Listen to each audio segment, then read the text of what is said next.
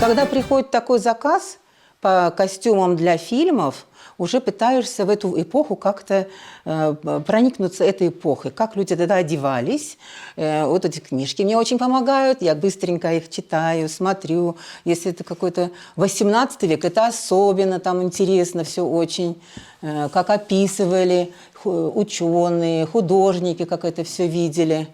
Ну, я смотрю, у мужчин были такие костюмы, знаете, вот мало декора, очень такой крой, практичный крой. А у женских там прям, да, там и ювелирное изделие очень интересное, и вышивка там очень такая богатая.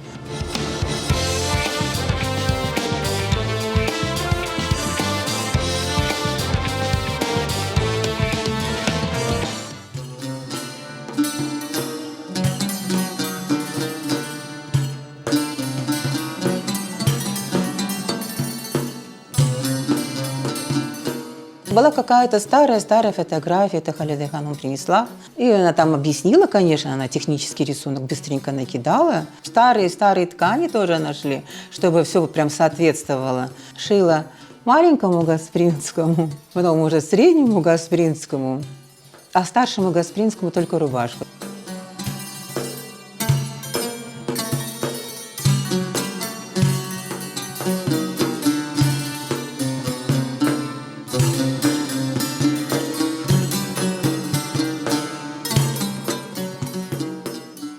И когда вот так вот в руки приносят себе вот эти вот старинные такие изделия, уже сколько веков этим вещам, да, и когда вот это вот приносят домой, отреставрируют, я вообще такая довольно, такая счастливая. Вот это я все могу, все посмотреть, вот эти, какие пуговицы были. Это все такое самодельное, вручную все сшитое.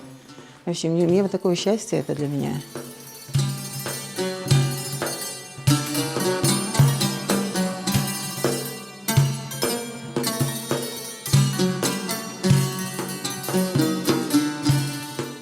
В первую очередь невесту я одела.